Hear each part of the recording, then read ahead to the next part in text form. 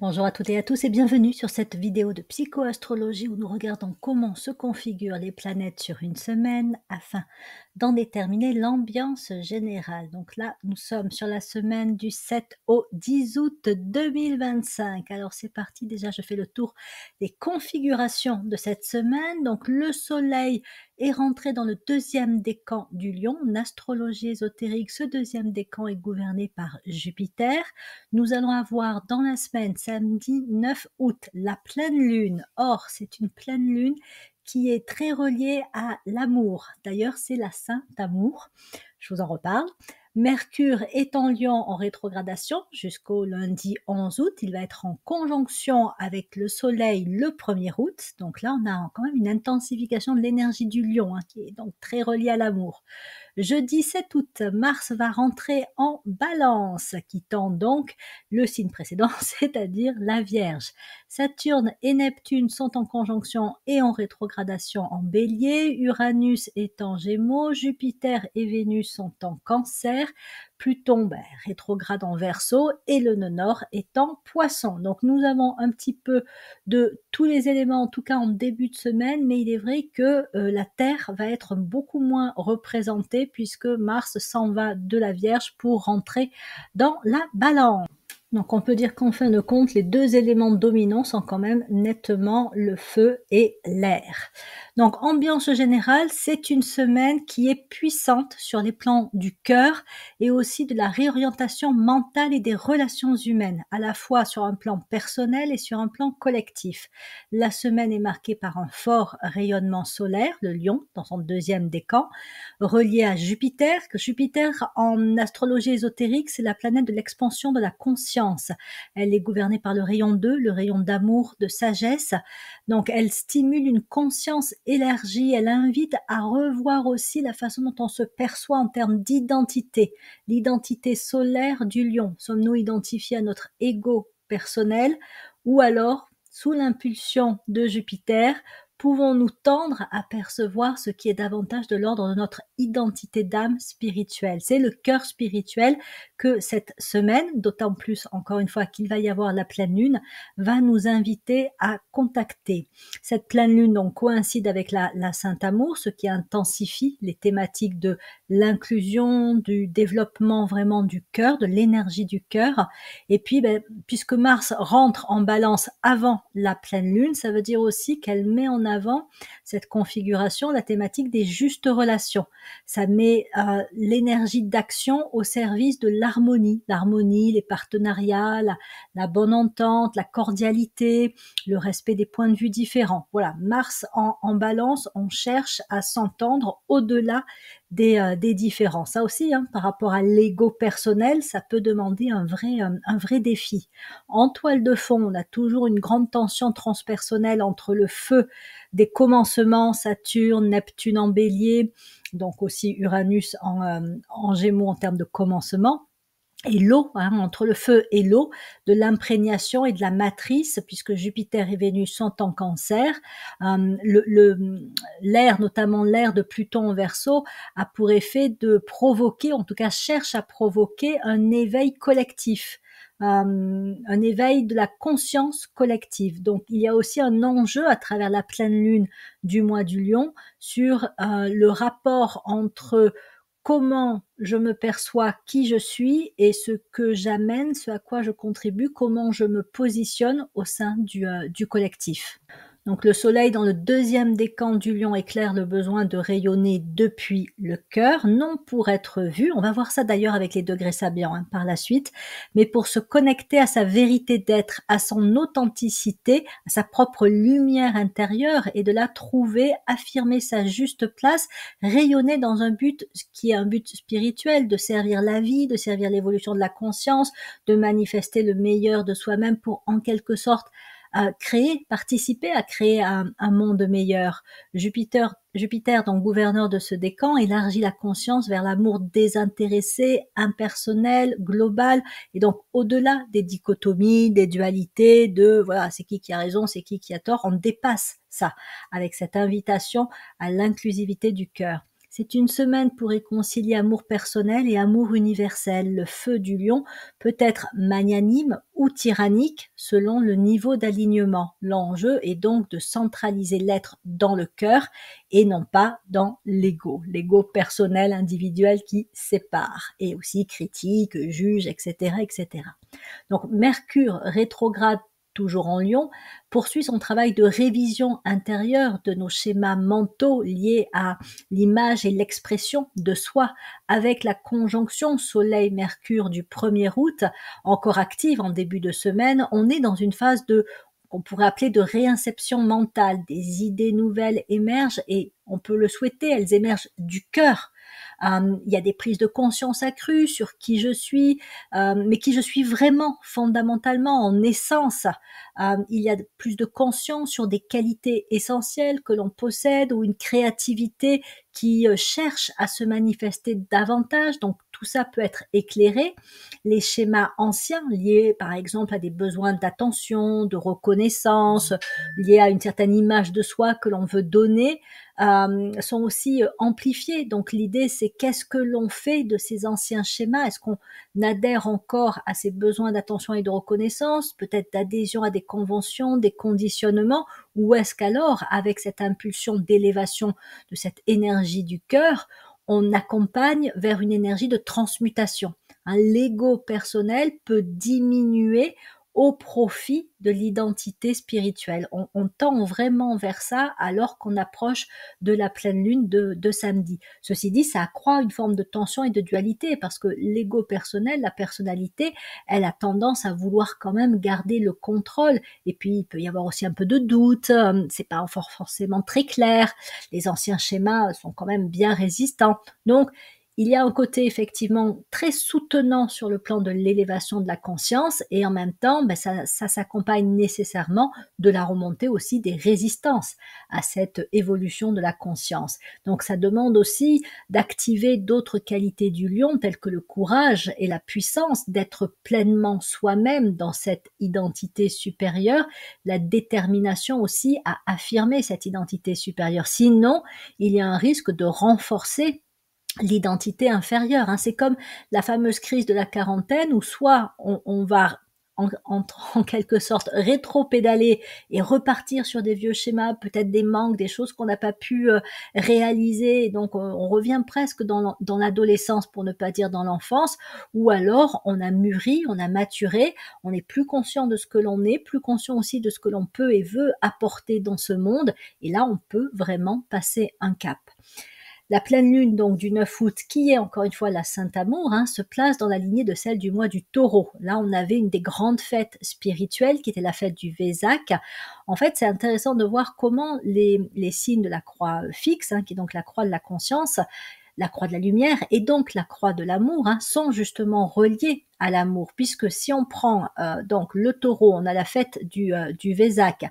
Si on prend le mois du Lion, on a la Sainte Amour. Et si, alors je passe le Scorpion, mais parce que le Scorpion c'est toute une histoire de transmutation. C'est justement quand on a bien contacté cette énergie d'amour et cette identité supérieure, c'est le moment où la friction entre l'inférieur et le supérieur s'accroît dans un but d'élévation, dans un but de transformation. Mais si on prend aussi le Verseau, on a une autre des grandes fêtes de l'amour. Alors c'est vrai qu'on la vit comme une fête avant tout commerciale et d'amour de couple, c'est la Saint-Valentin, mais n'empêche que la présence de ces fêtes sont aussi des indicateurs du fait que ces mois sont quand même étroitement connectés et porteurs de l'énergie d'amour. Donc le Lion, le Verseau, cet axe, avec en plus Pluton Verseau, le Soleil en Lion, on peut dire que là on est vraiment invité à visiter et revisiter cette question, cette thématique de l'amour. Donc on pourrait dire que pendant le Vésac, pendant la pleine lune du mois du Taureau, il y a eu des graines comme ça qui ont pu être plantées, mais avec le Taureau, c'est planté dans les profondeurs de la terre, donc c'est toute la phase où c'est encore caché et ça demande juste à être protégé pour que quand ça va être le bon moment, ça puisse pleinement germer et sortir de terre. Donc là, avec la pleine lune du mois du Lion, il ne serait vraiment pas étonnant que ces prises de conscience sur donc des qualités, une créativité, une identité, une évolution de sa capacité à aimer se fassent de plus en plus fortement. Donc on pourrait dire que le rayonnement du moi créateur, hein, le lion, s'intègre aussi dans un tout plus vaste avec le Verseau et pose la question, encore une fois, c'est vraiment la question essentielle de comment trouver sa juste place dans le collectif. Et c'est vraiment à ça qu'il faut être vigilant pendant la semaine, c'est-à-dire est-ce que je n'aurais pas, encore une fois, des idées, des capacités ou même des envies d'une créativité, de quelque chose qui voudrait se manifester et qui aurait une juste place au sein du collectif, un apport, un bénéfice, une contribution. Cette pleine lune nous incite aussi, comme je disais, à revisiter, voire réinvestir la notion même d'amour. Donc ça peut être l'occasion, surtout avant le moment de la pleine lune, de faire une espèce de bilan sur notre capacité et nos expériences en lien avec l'amour. L'amour sous toutes ses formes, hein, c'est-à-dire pas uniquement l'amour de couple, hein. Donc, on peut se poser des questions de type quel amour nourrissons-nous? Comment aimons-nous quand nous aimons? Notre amour attache-t-il ou rend-il libre? Avons-nous nous-mêmes été attachés au niveau d'une relation amoureuse? Là encore, ça peut être dans le couple, mais ça peut être avec un parent, avec un enfant, au niveau amical. L'amitié, hein, c'est une forme d'amour. Cherchons-nous à aimer ou à être aimé? Notre amour inclut-il ou exclut-il? Ce qui voudrait dire qu'il y aurait peut-être de la possessivité, de la jalousie, du contrôle. Nous rend-il meilleurs ainsi que ceux que nous aimons? Est-il libre ou conditionné? Voilà un exemple, un petit peu quelques exemples de questions à se poser si on veut, j'allais dire, tirer profit de cette période orientée, animée par l'énergie d'amour. Et puisque Mercure est rétrograde, c'est vraiment le moment de s'introspecter par rapport à cette question de l'amour, surtout que, encore une fois, au moment de la pleine lune, c'est-à-dire bien 2 jours avant, hein, ça va commencer dès jeudi, on va sentir très certainement des impulsions ou des vibrations de cette énergie d'amour pour nous inviter à élever cette capacité à aimer. Alors, ça veut dire aussi à nous aimer, hein, nous aimer le plus justement possible, et puis aimer l'autre, le monde, la vie, d'une manière plus juste.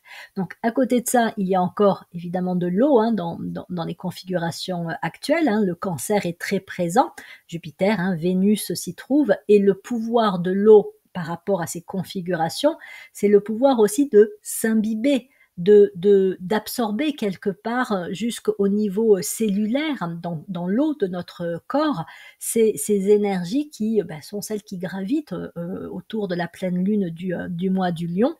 Donc ça accroît la réceptivité à l'amour, mais aussi comme le Cancer est très relié au passé, histoire, origine, famille, voire transgénérationnel, ça peut faire remonter des histoires de manque d'amour, de carence affective, voilà, et de manque d'amour passé, mais aussi actuel, c'est-à-dire manque d'amour dans l'enfance, l'adolescence, mais peut-être aussi par rapport à une expérience amoureuse douloureuse vécue dernièrement, ou un manque affectif actuel.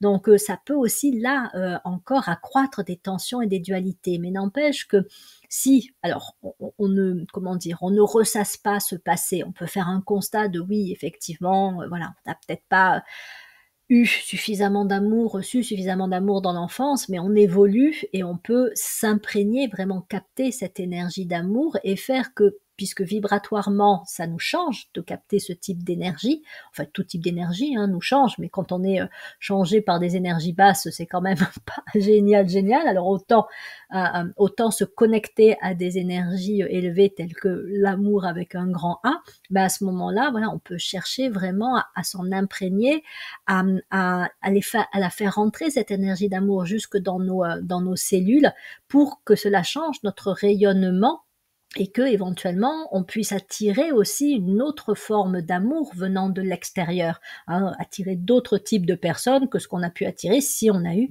des relations amicales, familiales, amoureuses, professionnelles délicates. Voilà, donc c'est cette idée effectivement d'être en disponibilité plutôt que de ressasser le passé pour accueillir au mieux cette belle, magnifique énergie d'amour qu'amène la pleine lune du Lion. Et en même temps, quand même, hein, le passé, du cancer peut nous permettre aussi d'honorer les relations amoureuses qui ont pu, alors amoureuses encore une fois au sens large du terme, hein, parce que ça peut même être au niveau d'amitié, hein, qui ont pu être, soldées, terminées à un moment donné, mais pour lequel on garde un bon souvenir, on garde peut-être même de la gratitude, hein. La gratitude vient aussi de l'amour, donc ça peut être un moment aussi de repenser au passé entre guillemets «amoureux», affectif, mais au sens, on va dire aussi positif des expériences vécues. Ça peut même être des personnes que l'on a croisées ou qui sont rentrées ponctuellement dans notre vie et qui ont eu un effet de nous permettre d'avancer, de nous permettre d'évoluer, de nous permettre peut-être aussi de comprendre certaines choses sur nous. Peut-être qu'elles nous ont bousculés, elles nous ont peut-être dérangés, mais ou elles nous ont peut-être juste, et tant mieux, boostés, permis d'avancer.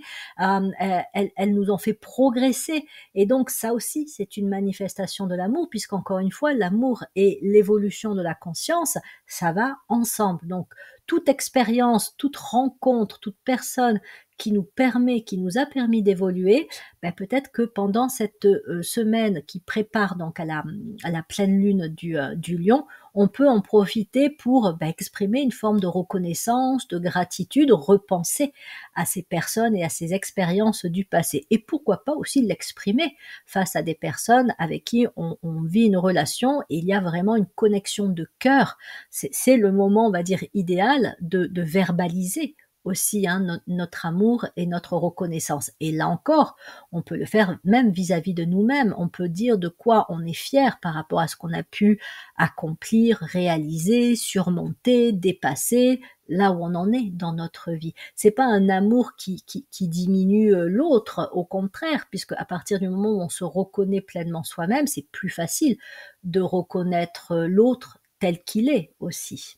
Donc ça nous permet d'honorer le passé, ça nous permet d'honorer aussi peut-être nos victoires évolutives, et ça à travers une certaine douceur, hein. Le cancer est un signe qui est là pour amener une ambiance un peu enveloppante, tendre, d'être dans la douceur. Et à côté de ça, donc un Saturne, Neptune au tout début du Bélier, sous ces configurations donc marquées par le feu, nous invite en même temps à purifier l'ego de sa vision trop basse de l'amour, ainsi que de toute forme d'ambition spirituelle, parce que ça peut être aussi un travers du lion, hein. L'ambition chez le lion, elle peut être matérielle, mais elle peut être aussi spirituelle, avec ce désir d'avoir un rayonnement spirituel ou d'atteindre un niveau élevé.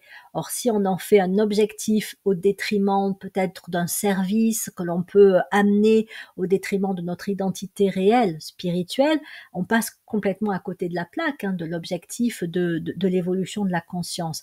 Donc, Saturne et Neptune peuvent aussi éclairer hein, des mirages d'ambition spirituelle ou éclairer une vision trop basse de l'amour, d'autant plus que ces planètes sont comme Mercure en rétrogradation, et donc elles nous poussent à renoncer aux anciens modèles, anciens schémas, y compris d'action. Donc cette configuration qui est donc en feu cardinal hein, favorise la naissance d'une vision, y compris d'une vision supérieure de l'amour, l'inspiration d'un nouveau, d'un nouveau service que l'on peut être amené à impulser ou dont on prend conscience pour que peut-être ça se décline sur du moyen voire du long terme. Il y a vraiment cette idée d'un nouveau cycle hein, avec Saturne et Neptune en Bélier. Donc là, on est vraiment au tout début d'une inspiration qui pourra mettre du temps à descendre, se manifester, se matérialiser et vraiment voilà, pleinement se concrétiser.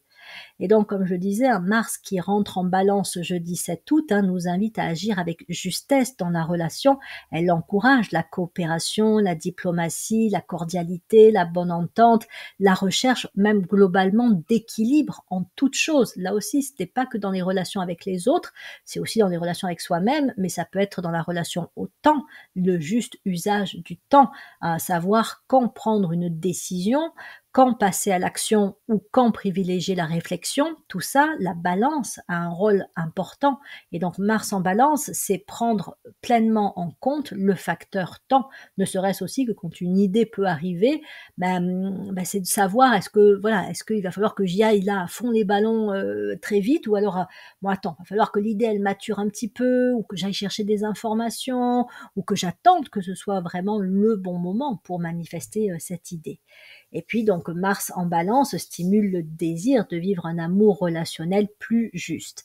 Donc on a le feu qui veut rayonner, on a l'eau qui veut ressentir. Ensemble, ils peuvent créer une chaleur vivante, mais aussi provoquer des vapeurs émotionnelles ou de la confusion si l'un domine sur l'autre. Mars en Balance, c'est aussi l'équilibre entre les différents éléments dans leur apport pour qu'ils s'enrichissent respectivement et non pas rentrent en lutte, en tension les uns avec les autres. Donc on pourrait dire que la clé alchimique de la semaine, c'est d'être donc réceptif à l'invitation de Jupiter à nous imprégner, puisque donc Jupiter, un deuxième décan du lion, Jupiter est en cancer, donc ça met vraiment l'accent sur l'imprégnation d'une peut-être qualité supérieure, d'une évolution de notre créativité, de l'énergie d'amour, avec un grand A.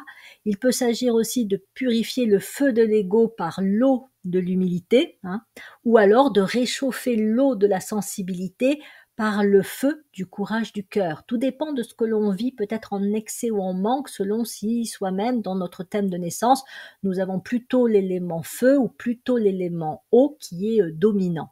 Donc soit on a peut-être besoin de purifier un petit peu l'ego, soit on a besoin de plus de courage du cœur si on a une sensibilité émotive qui nous plombe quelque peu. Donc là aussi, il y a un bilan qui peut être fait par rapport à ça. Donc voilà pour l'interprétation des configurations astrologiques de la semaine. Et donc pour continuer avec la proposition de présentation de 3 degrés Sabian, donc toujours pareil, je suis allée faire ma petite recherche, j'ai comparé entre la version originale, celle de Dan Rudyard. Bon, j'ai fait un petit peu, on va dire, mon mélange à moi, enfin j'ai rien inventé, j'ai choisi ce qui me paraissait le plus en adéquation avec même avec les énergies globales, pas uniquement le degré du lion en lui-même, mais aussi dans quelle ambiance globale ce degré du lion se trouve. Et ainsi, je vous propose l'interprétation du 14e degré du lion, qui est donc sur le mercredi 6 août, et qui dit donc que des âmes humaines cherchent à atteindre une sphère supérieure d'existence. Donc là, on a l'idée que ça peut être un moment vraiment d'aspiration spirituelle, de désir d'évolution de la conscience, ce qui va donc vraiment bien, enfin c'est complètement en accord avec le lion. Et avec l'approche de la pleine lune, ça représente l'âme qui tente de s'élever au-delà des limitations de la matière pour atteindre une réalité plus subtile ou plus vraie. Il s'agit d'une étape où on se projette vers un idéal, une tension vers le haut qui devient moteur d'évolution. On pourrait dire que la clé ésotérique de cette journée du mercredi 6 août, en fonction de ce degré Sabian, c'est l'aspiration. On est en présence d'un désir puissant de transcender sa condition actuelle, son identité limitée. Ce degré marque une quête de sens, souvent intérieure, mais parfois exprimée dans la création ou l'action collective, ou par la suite, elle s'exprimera à travers la création, la créativité, l'action collective. 15e degré du lion, jeudi 7 août. Donc là, l'image représente un carnaval, ces chars spectaculaires qui défilent le long des rues sous les applaudissements. Alors là, c'est intéressant parce que il peut y avoir une double lecture et surtout un défi par rapport à ce degré Sabian. Donc on pourrait dire que on le voit un peu comme le triomphe de la forme sur la scène du monde, c'est-à-dire il y a une mise en spectacle d'idées, d'idéaux, peut-être un besoin d'être vu et reconnu, ou alors une célébration collective d'une identité sociale ou culturelle. Mais en fin de compte, ça pourrait être un test de sincérité. Ça, c'est un peu aussi le mot-clé, la sincérité de l'engagement évolutif, spirituel. Est-ce que là, en fait, on a une manifestation authentique de l'âme, ou est-ce qu'on a une mascarade pour plaire, pour attirer le regard, pour mériter des applaudissements? Donc, est-ce qu'on est dans le spectacle ou est-ce qu'on est dans le service? Ce degré est une épreuve de discernement. L'être humain en évolution doit choisir ce qu'il expose au monde. Est-ce l'ego qui recherche l'admiration et le pouvoir pour paraître, voilà, hein, voilà, paraître et donc rayonner, mais rayonner pour sembler, génial, original, magnifique, extraordinaire et donc vraiment attirer les regards, sur soi. Ça, c'est vraiment l'ego personnel, hein, qui va chercher ça. Ou alors est-ce l'âme qui utilise le monde comme scène d'expression du service, de la beauté, de l'unité, pour rassembler, pour fédérer? Donc là, on est un peu plus dans quand même l'influence de l'âme et l'influence aussi du Verseau. Donc d'un point de vue ésotérique, on est confronté à une mise en lumière de la personnalité dans ses talents, mais aussi dans ses illusions. Donc ce degré propose de sublimer le besoin de reconnaissance en offrande lumineuse au collectif. On pourrait voir le char de la parade comme le véhicule de la personnalité ou du corps mental, émotionnel, physique. Le carnaval pour être l'expression de force intérieure dans le monde visible. D'ailleurs, le mot carnaval vient de carnet et de val, qui veut dire adieu à la chair. C'est l'indication que ce degré annonce une libération de l'attachement à la forme si elle est transmutée. Donc on est vraiment dans cette période d'élévation de la conscience et de renoncement à une ancienne identité et à ce que l'ego personnel pouvait rechercher. Il y a une transmutation qui peut se faire. Et les acclamations, ça peut être la résonance collective face à ce qui est exprimé, les louanges, les projections, les illusions, ou alors c'est la reconnaissance vibratoire d'une vérité plus haute. Donc là, tout dépend de la posture adoptée en soi, sur le plan de sa conscience. Donc ensuite, nous avons vendredi 8 août le 16e degré Sabian du Lion. Et là, la représentation, c'est l'orage terminé. La nature se réjouit sous l'éclat du soleil. Donc le sens symbolique, on pourrait avoir justement une image de résilience, de régénération, c'est la transmutation qui n'a peut-être pas été si évidente que cela du degré précédent qui s'est produit et à ce moment-là, on est sur une phase de régénération. L'énergie du lion, après une période de tension ou de purification, rayonne à nouveau dans sa puissance joyeuse. Cela peut marquer un retour à la clarté, une prise de conscience libératrice, un nouveau départ après un passage difficile. C'est vraiment intéressant de voir que voilà, on sera très très proche de la pleine lune.